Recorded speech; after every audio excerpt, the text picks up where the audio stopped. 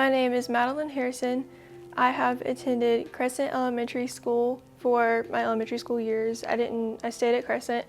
And then for middle school, I went to Rehoboth Road Middle School. Now I am a senior at Spalding High School, and I'm also dual enrolled at GSCS with Southern Crescent. My extracurricular activities, mostly within Spalding, is I'm involved with HOSA, Beta Club, I'm in NHS. I used to play golf my sophomore and junior year, but I had an injury my junior year, which required me to have another surgery, so I'm not playing my senior year, but I do try to keep up with the team as much as possible. Outside of Spalding High, I am in Junior Guild, which is Griffin Spalding's Historical Society. It's basically kind of like NHS and Beta Club. A lot of community service. I try my best to stay involved with the community as much as I can. But that's really it. Starting high school, I had no idea what I wanted to do. My mom has been a teacher for all of my life, so I knew that I wanted to do something very involved with the community. She was a huge catalyst to just wanting to be involved with helping people. So I started off taking Miss Worley's early childhood education class. I finished that whole pathway.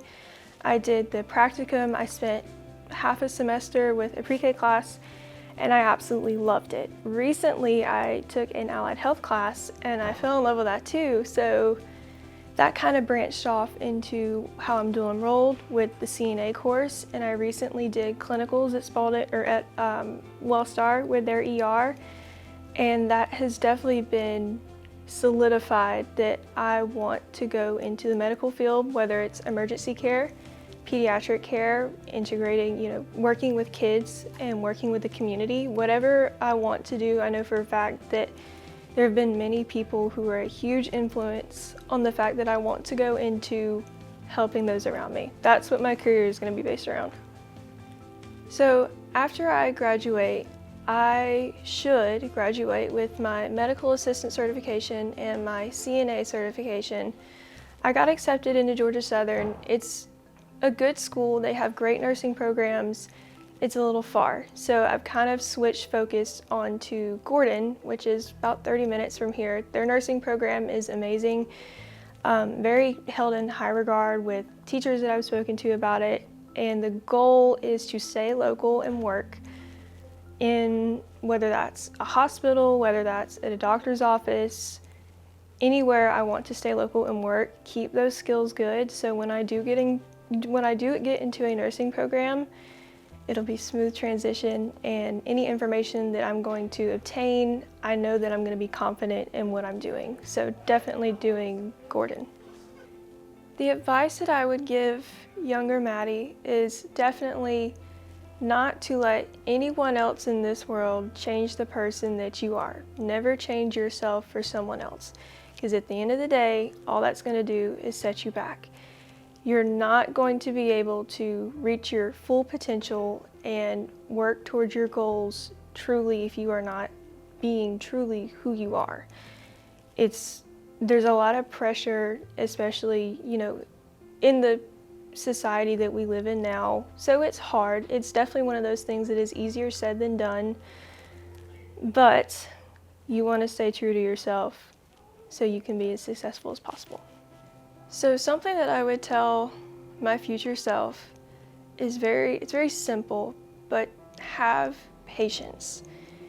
There are so many things that you're going to rush along in life that you just wish you could basically turn back the clock on, but have patience. Everything will be handled the way that it's supposed to be handled. Everything is going to turn out the way that it's supposed to turn out. Failure is inevitable, and you're going to run into many obstacles in your life. It doesn't matter what the obstacle is, it's how you take in that challenge or whatever you're faced with and what you do with it. Everything is what you make it, and if you choose to let that obstacle stop you, then that's just the way things in your future are going to be. So keep pushing forward, have patience, don't rush things, and you're going to have a great outcome. So an inspirational quote that I try to ingrain in my everyday life is, "Don't let the ugly in others kill the beauty in you." It's important because growing up, I was always told you have no idea what is going on in someone else's life. You could see one thing and it could be completely different. And this kind of comes back on the not changing yourself for someone else. But there are going to be times not everybody that you meet, not everybody that you talk to is either going to like you or going to be the kindest. But what's important is if you stay soft for them, keep an open heart, give them a chance. Kindness is always going to win over any sort of negativity that you find yourself in. Don't let the mean or the ugly in the world poison your heart. Stay to what you know is true and what you were taught, and you might find yourself bleeding that kindness into other people around you. You might be that one person that changes that person's life. You just never know. So it's always important for me to be kind, show a smile, and just make sure that everybody around you is okay as they can be.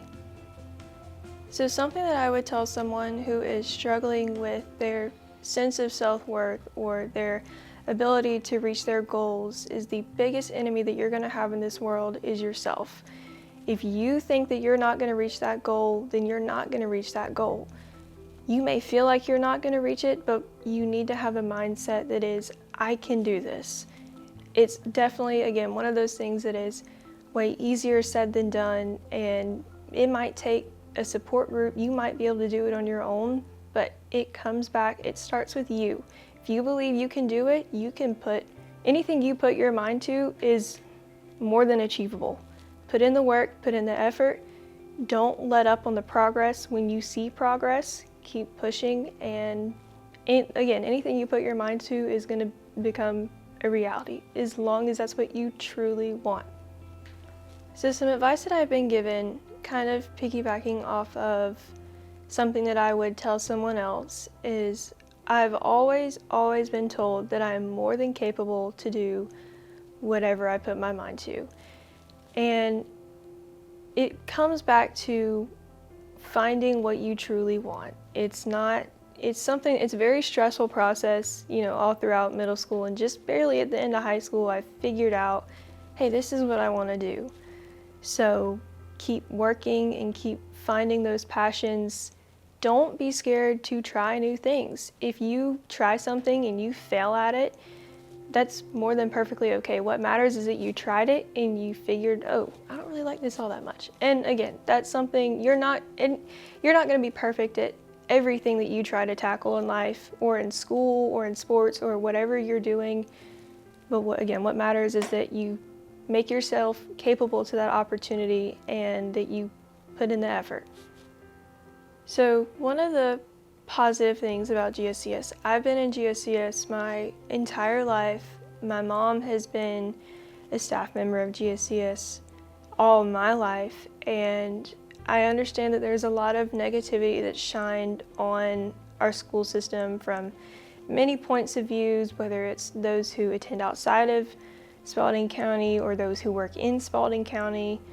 But there is one thing for sure that I've always noticed, not just with elementary schools, not with the middle school, and not with high school. From my mom's perspective, I see that every single elementary school teacher that I've had or have seen taught, or even just working with the pre-K students during my practicum, they pour everything that they have into those kids, because sometimes that's all they have. And building that family-like environment, that super supportive, just loving environment for, again, those who may not have it, is super important, because that's only benefiting them emotionally and in their education. And if you have a student who is not emotionally well, you're not going to have a student who's educationally well. It's not typically something that you see. So, especially with the teachers that I've had in high school, I've had so many teachers that have inspired me or basically awakened this part of me that just wants to keep going. And that's what they tell you to do. Teachers are the catalyst for the people of the future. Those are the people that you see working out now. They couldn't have done it without teachers. So I always give my thanks and my gratitude to everyone who has taught me, because that's what my mom has shown me that they deserve. And they deserve so much more than what they are given now. But again, coming back to high school, I remember my sophomore literature teacher, Miss Brack. She really opened me up to the world of literature, not in a sense, well, yeah, in a sense of reading, but also just exploring different aspects and different ways of thinking when it comes to writing. So that's, covering so many different things. I've written so many, like if you look on my computer, like there's just random like essays everywhere, just because I've found it enjoyable to just write and think freely. So there are so many good people in Spalding County that I feel like deserve more recognition for what they do, because they are making the people of the future, and we can't do that without them.